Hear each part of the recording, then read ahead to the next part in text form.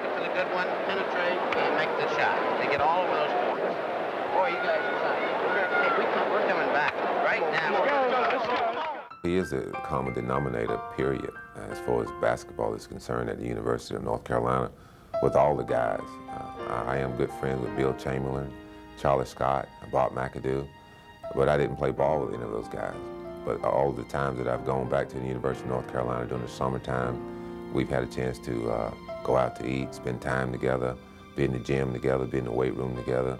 So I got to know these guys, and they were just super guys, and I began to go back and look at some film and look at some interviews of some of the things that they have done at the University of North Carolina and some of the things they brought to the university. So all that, if it had not been for Coach Smith, would not have been possible. So he's the common denominator that really brings the entire thing together. He knew we were going to be good basketball players, but he was concerned about our development as young men, our character development. And he really stayed on me hard my first couple of years, and then he kind of gave me my wings and let me go out and become, you know, a young man while I was here.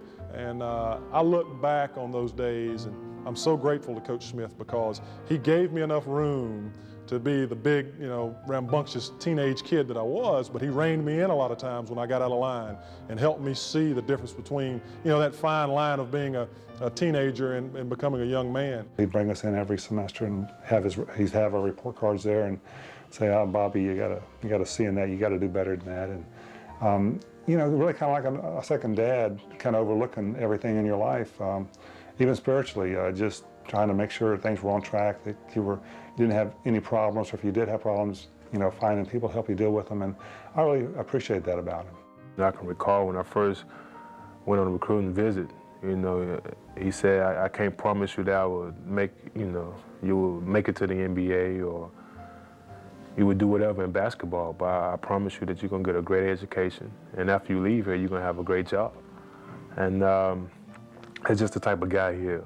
He really cares about his athletes, other people, making sure that they're, you know, successful in life and they have a better road, you know, after they leave the university and things like that. And, you know, like I said, he's like a second father. Still to this day, he still keeps in contact and making sure I'm doing all right and, you know, making sure my agent's treating me great and, you know, checking in with St. Jean and the rest of these guys. So the guy really cares about me. It just wasn't when I was there at the university, but, you know, it's been 4 years since I've been there. And he still calling to make sure, you know, Antoine is doing the things that Antoine should be doing. And not too many coaches do that. And he's not even coaching anymore. And for him to still be doing the things that he's doing, it just really shows you what type of person he is. We get criticized a lot for having a lot of great players. But what you have to realize is we weren't great college players when we got here. We had had success in high school, some of us, and some of us were a little more successful in high school than others.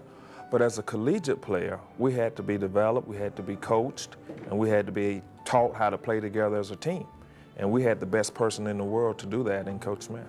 I always tell him that, you know, he's one of the only people in the world that I know that could more or less treat every single person the exact same, which is very difficult to do. It's easy to say that I treat all my players the same, but if you close your eyes and you went to our practice, you couldn't tell who was the 12th man or who was the first man or the best player on the team. You know, my mother and father, they don't treat my brothers and sisters, they don't treat us the same. You know, he could treat 12 guys the exact same. Was astonishing to me. He's still, you know, to a degree, intimately involved with all his players. You know, I'll get calls from him just checking up on players that live in Los Angeles that he knows I see. You know, Rick Fox, who's a player for us here in Los Angeles, you know, he'll call in, you know, out of the blue, just ask about my family, you know, name my brothers and sisters by name. You know, although he met my sister 30-something years ago, he'll still remember her name. You know, how's your sister Sandy doing? When I'm traveling and I do anything for television, I bump into any of my colleagues who went to North Carolina. We always laugh because we're always saying, you know, if you got your call from Coach Smith, you know, because he's always calling us, checking up on us, making sure we're doing well. And so he's a great father figure, a great mentor, and we were all blessed to be a part of his program. So many of the guys, even to this day, if they've got a large development in their life that they want to, you know, seek some guidance over, they call Coach Smith first. Whether it's, you know, who am I going to marry, you know, what stocks to invest in, or should I take this job over this other one, or I need a job, can you help me? he's the first person that we all think about in terms of, let's run this past him. And I know some people just use him not just for advice, but as a family member almost. To have someone there, someone cares about you. If you're down or something, to call Coach Smith, he'll lift your spirits. Everybody knows that. All the former players know that. And, oh, no question. Guys that have struggled a little bit with a job or with a relationship, call Coach Smith. Everything's great. I mean, he was just a great person, great leader, great coach. And, he showed us the way, whether it was on the court, classroom, or in life. And I think that's something each and every player who's played under him or been beside him can take from him, is that he taught us how to be basketball players, great basketball players, learn the game, but he also taught us how to become men. Coach Smith to different people mean different things. You've had guys that have come to the University of North Carolina who have had a real good home situation, had a mother and father at home. So Coach Smith really was not that type of a figure to them because they had that. For me personally, I did not have that, so it was a little different way that I looked at him. I sort of depended on him probably a little bit more than most guys that was at the University of North Carolina. And even today, I talk to him quite a bit and seek his advice on quite a few things. So it's been an experience for me that has really helped me to mature and help me grow as a husband and as a father as well. It's been over 20 years since I graduated, and I'm still in touch with him, and he still tries to help you. He cared a lot about you more than just a basketball player. And after playing in the league for 15 years, you hear stories about other guys how once they leave their school, they never talk to their college coach anymore, but that's not true with Coach Smith. He's somebody, when I watch him coach, I always feel like maybe I shouldn't be doing what I'm doing. I always feel somewhat inadequate when I see all the things that he's been able to add to our sport. But I also feel like when I look at the way I coach, it's the things he taught me early on that I believe in. I've been very fortunate the last 4 years to have been under Coach Brown. It has been very special. But we both realize our basketball background came from Coach Smith. And, it's like we're grasshopper, he's kung fu. We're trying to get that pedal out of his hand all the time, and he's always around to help. And he stays in constant contact with Coach Brown. It's amazing how much he watches our games and gives feedback back to him. And it's a special relationship between Coach Brown and Coach Smith. And Coach Smith is that way with all of his players. He would enjoy being able to communicate with all of us. And I tell you, to see the success that some of his former players have had thrills him to death. I've tried to copy everything that Coach Smith ever did. And the relationship that he has with those players is something that I've tried to copy at Kansas, and I can never even come close. Every player that's ever played for Coach Smith, or every coach that's ever coached with Coach Smith, on any major decision in their life, they check with him because they respect him, they love him, and they know that he'll give them good advice. They may not do what he says, but he's going to give them advice as what he thinks is right for them, and they trust him. And his love, his loyalty for his former players is the most genuine thing I've ever known in any aspect of my entire life.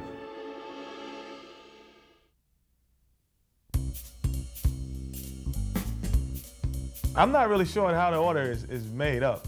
All I know is my area got crowded quickly over the last 10 years. It was I had elbow room, so to speak, and then now my jersey doesn't blow as easily as it used to.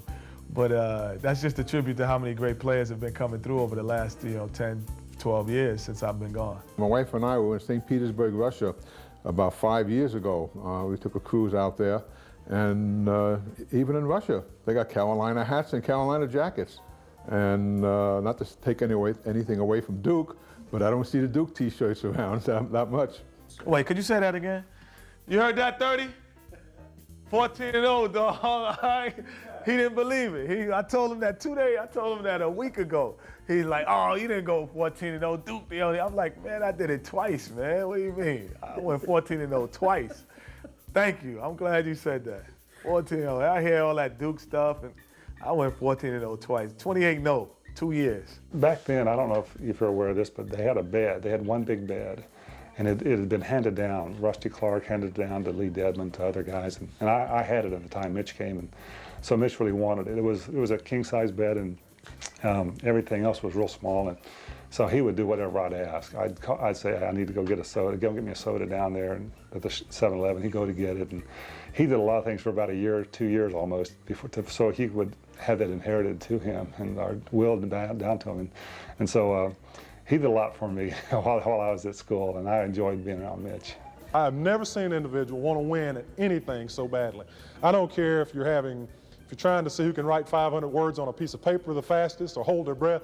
One night, though, we got the kidding around in the dorm, and I was kind of we were into wrestling back then, and we had this big wrestling thing going on, and one of our managers, Mark Isley at the time, was a big wrestling nut, and we had all this stuff going on, so we all lived in Granville, and we were having all these wrestling matches, and I was killing everybody, man. It was great. So here comes Michael. Michael comes along. So we get to wrestling around in the room there, and I pick him up, and I throw him on the bed, and I pinned him, and I wouldn't let him get up. Well, he gets mad. He's mad at me. He would not let it stop. We wrestled for about an hour and a half. It was just unbelievable. I was so worn out. I was so tired. He would not stop until he won. So finally, I let him win because he's about to kill me otherwise, man. But that's a story, and he'll kill me for telling that story. The only time I really got upset at him was when we were in Syracuse, New York Sports Festival. We're sitting there, and we're playing cards. It's a simple game of Crazy Eights. My mother and Michael, myself, and I know there's one card left as an 8 somewhere, and we went through the deck. We're going out the second time around. I said, hold on, where's that 8? Where there's an 8 missing somewhere. I said, move your legs. I screwed one leg. Sure enough, I was right underneath that leg. And I said, if you cheat my mother, you'll cheat anybody. I said, that's bad right there. And I said, I'm done. So I just got up from the card game. Actually, I played against Coach Smith when he first came to Chapel Hill, and it was a one-on-one game that Frank McGuire, who had just hired Dean to become an assistant of his, he arranged a one-on-one match, and he was just in the process of hiring Dean, and Dean wasn't sure if he was going to come, so he sent me out to play one-on-one with Dean, and Dean actually beat me 10-8, and I told him later that Coach McGuire said, don't even think about winning that game, because I want him to come here as an assistant coach. So that was my experience with Dean Smith. We were in the cafeteria, and I'm in there, and I'm getting some eggs, and I'm getting some bacon, and the lady in the back, there was a lot of ladies in the back of the cafeteria, and they said, would you like some grits? And I said, well, I don't know what they are, but I'll try just one. And I remember them all laughing back there, because I didn't know what grits were. Against Clemson, no, it was the most fun because it got to a point where they were playing so well that we had to kind of abandon a lot of the things that we had thought that would work. All of our plays, our defensive schemes, they were so ready to play us. So Coach kind of just said, you know what? Let's just freelance for the second half. Don't call plays. Just freelance. Freelance basketball, play like you're playing, at that time was Will and Jim. Said play like you're playing in Will and Jim and just play basketball. So we really ran no plays, just passing game. And that was the most fun I've had in a while because it caught them so by surprise so much that they were expecting plays. And Coach Smith said, any play Kenny calls out is really freelance. So I'd call out 3 or 4, and they'd jump in the lane, thinking that we're running out 3 play. And we were running freelance the whole second half. I played a pickup basketball game with Vince when he was in the 8th grade, I believe it was, in Ormond Beach, Florida one summer. I was down playing with some guys at a YMCA, and this little kid comes in and comes to play, and the guy told me, he said, this kid can jump out of the gym. And I was in the NBA at the time playing, and I said, well, that's fine, come on, he can play. And I tried to bang him around and bump him around a little bit. And I remember he came baseline, he's in the 8th grade, and I mean, he took off on a dunk, and all I saw was his knees, and he came around and dunked and hung on the rim. I'm like, man, this guy, somebody needs to be talking to this kid. He's good. The one moment that stands out in their mind was we were playing North Carolina State in Chapel Hill. at the old Woolen Gym. And I stole the ball, and I went down the length of the court, and I was going to dunk it. And I hit my forearms on the rim. The ball went bouncing to half court on a fly, and I was lying on my back. You know, that was the play that they remember more than anything of my college career. So many fans who follow Carolina basketball, so many guys who want to play for Carolina.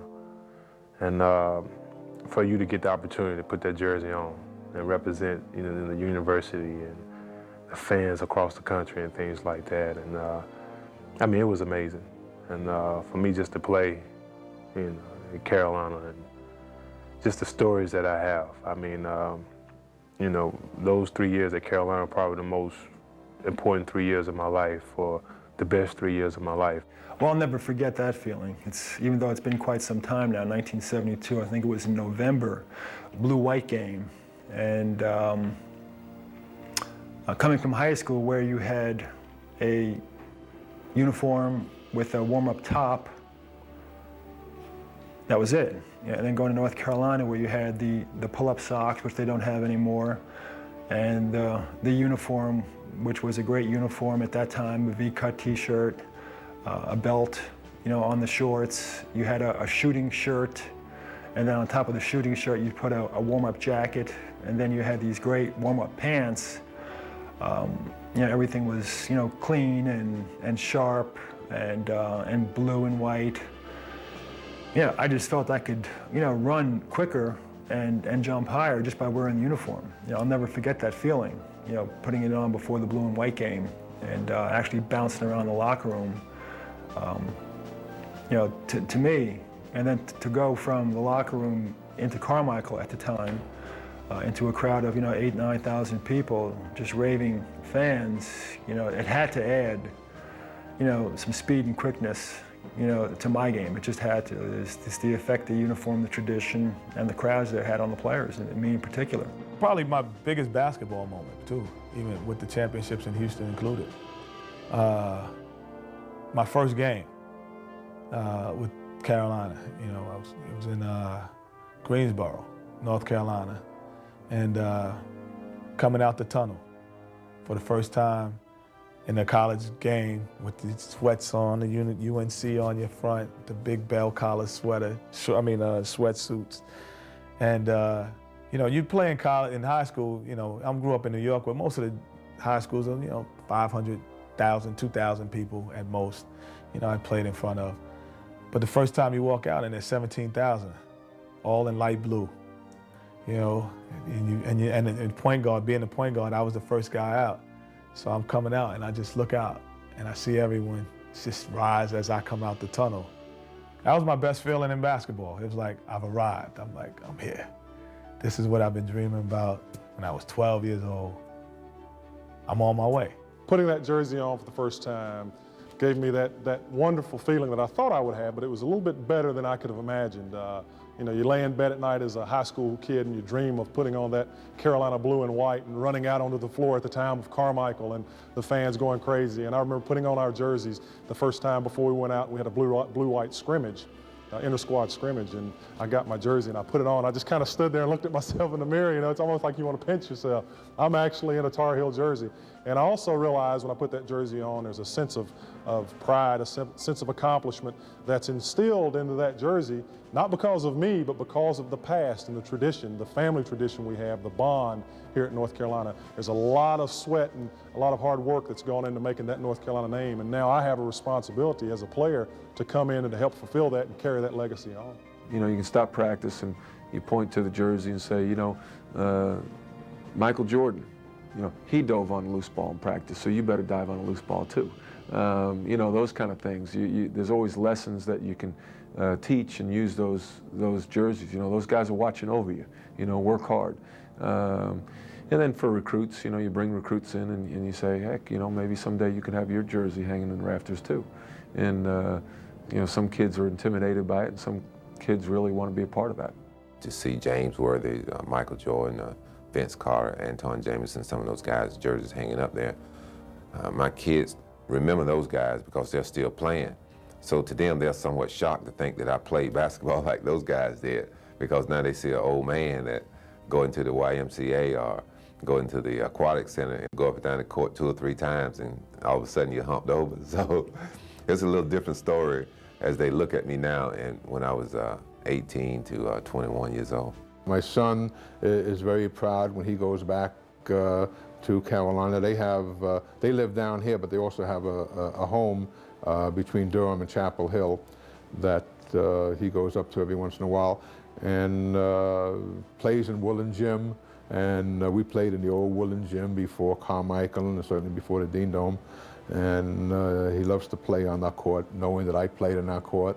And they're just thrilled to death that, again, that after all these years, that they remember their dad or their grandfather. I really forgot. And I'm walking into the arena to, to go work out, and I look back up and I see the jersey. And it was overwhelming because it makes you feel almost kind of immortal in certain sense, that you'll always have a legacy somewhere. If you don't have kids or you don't have whatever, your jersey's gonna be in the rafters forever. And that's an overwhelming feeling. And like I said, for me, it's more the fact that the other players around it. When you see Perkins, you see Rosenbluth, you see, all of the great players around it, like I'm right in the mix to all of them. The whole Smith Center is very impressive. The championship banners are impressive, and then certainly the jerseys are impressive. And it helps jog their memory a little bit. Oh, he did play here. Oh yeah, I did. And they see the great players and all the jerseys that are up there. I mean, and they relate more to the guys who are in the NBA currently, because they have a shorter memory than us older folks. But it's a very impressive thing for everyone to see. And just to look up there and see the jerseys, and you see Phil Ford, and that reminds you of a story of Phil Ford, and you see George Lynch, and you remember the 1993 championship team, and you go back to Billy Cunningham and Carmichael and Cobb from 1923. It almost, a chill goes down my spine. It's a great personal honor and something that I'm very proud of. But on the other hand, I realized that in order for my jersey to be hanging up there, I had to play for some very good coaches, and I had to play with some very good teammates. And I was fortunate during my 4 years here at Carolina to have great teammates, and playing for Coach Smith and Coach Guthridge was just a dream come true, to play for someone who I can one day sit maybe my grandkid on my knee and tell him I played for the greatest coach in college basketball. So it's a tremendous honor, but I know I'm very fortunate to have had great coaches and great teammates as well. Again, I feel kind of uncomfortable when I look up there. The names we've talked about, I don't ever feel like, I belong. But if it's good enough for Coach Smith, it's okay with me.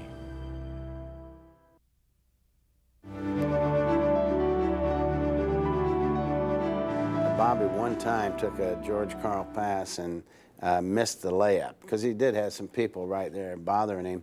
But on his way back, he sprinted back on defense. He turned and thanked George for the pass. So if you get a good pass and you miss the shot, we still want him to do the Bobby Jones rule and thank him for the pass. We knew he was a great competitor, and he'd shown that in high school. But what you pointed out was in the mile run, they have a certain time in which they must meet or beat in order to get out of a few first week of sprints. And his was unreal low. He had to do 4:55 mile run in tennis shoes, and we were over the Durham Academy track, because we were using our track, and the cinders and all. And when he came running down that, we were calling out the time. He had to beat his time. He had 5, 4, 3, and all of a sudden, here's this guy diving across the line. He finished a mile run. He's scarred up from all the, what do you call, cinders. And I didn't even congratulate him. I just turned to Eddie Fogler and said, we got ourselves a player. So I remember committee in '76. Phil hadn't played real well in the Olympic trials, and then, you know, they asked my recommendation, obviously, but in those days, there was still maybe someone else is picking the team, not the coach. And I said, I hope we have time here. I'm in here for one player, and you know, if he doesn't go, I'm sure we can get somebody else to coach the team in Canada and the Olympics. And fortunately, I didn't have to, because Phil had a great last night performance that made sure he made the team, and then again helped us win the gold medal. He was very much an instrumental part, along with Mitch Kupchak and Walter Davis and Tommy Lagarde. We had a good group. My staff and I were outside, like we always do, talking about what to do, and just then we were near a TV, and Al McGuire saying, well, Virginia's come back twice now and beaten Carolina, and they're going to do it again. And I immediately came into the dressing room and didn't talk much about changing anything. It was about what Al had said. And I know Al had played well in the first half, but in the second half, as they say, he was in another zone. And I remember going around Sampson and dunking. I couldn't believe he was 6'5", and made the jump shots, and one of the great performances in Final Four history. I was so impressed the first week of practice on denying the pass to your opponent, and we always Michael was keeping him from getting the ball, and then he goes back door to the goal, and Michael turned to face the passer, and a lot of teams do this, and we like to turn this way so you still see your man and pick up the ball and, you know, looking back. And I instructed him that, and I said, Mike, it's going to take you a few weeks to learn this, but this is the way, for our pressure defense, we think it's the best way to keep a man from getting the ball. And I don't know how it happened, because the next day, the same drill, he was doing it right. And he must have spent the night up there figuring out which way to go. But you're talking about somebody anxious to do it the right way. Well, you know, the first time I ever saw Michael, he came to our camp. I'd called around that summer and tried to get as many of the best players in the state to come to our camp. And it was hard because we made them pay. You know, we did it legitimately by the rules. But Michael was going to come, and he came down into Carmichael on Sunday, and I ran all the kids through Carmichael and played for, you know, 20 minutes a time and run them out and get another group in. And he played, and I asked him to stay with the second group and play again, and he did. And so then I talked to the counselor, make sure you take care of this youngster when you get him back over there. And about 2 periods later, about 40 minutes later, he was back again. Must have been 90 degrees, and he had walked from Carmichael to Granville, and he came back because he wanted to play some more in Carmichael. And so that showed me the love that he had for the game. That night, I went and told Eddie Fogler, I think I just saw the best 6'4" high school player I've ever seen. Well, I remember he was on his recruiting trip, and you know, he took a ball and went up and just dunked it with 2 hands pretty hard, just after sitting there watching a practice in jeans and a polo shirt. And I said, that's pretty impressive. I remember he stole a pass from someone about the top of the key, and both Phil and I tried to catch him, just to run him down and tap the ball away, and we couldn't catch him. He dunked the basketball. He was just a freshman. And so I took the ball out of court, out of bounds, and gave it to Phil, and I said, God, he may be pretty good here, like that. And so Phil said, yeah, I think he's going to be all right. I remember that we went out my sophomore year with Michael, and we had to run the 12-minute run. Well, Coach expected you to run about 1.5 miles in 12 minutes. This is the beginning of the year to see how good a shape you're in. Well, we go out, and that's not too hard when you're 20 years of age. You can do that.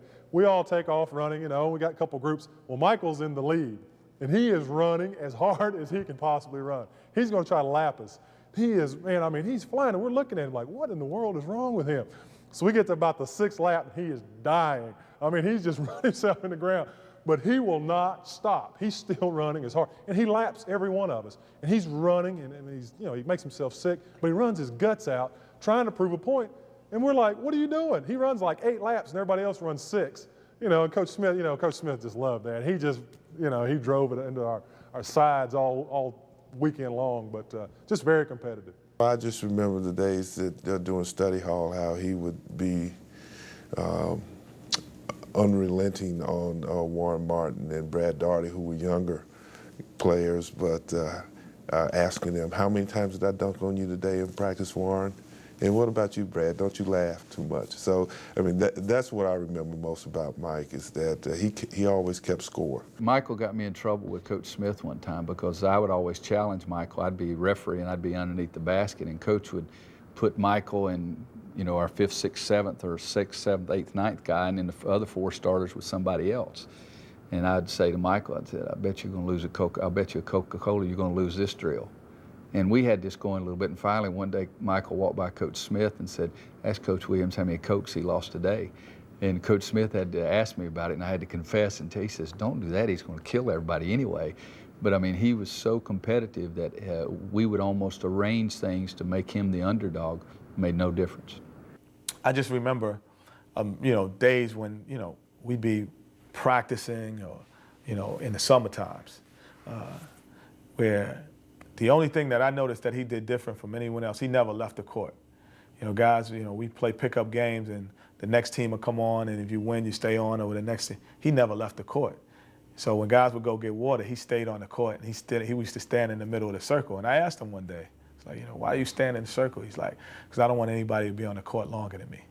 So that's the only thing that I can really remember that stood out. I was like, okay, I'm gonna start staying on the court too. It didn't work as well, but I'm gonna start doing that.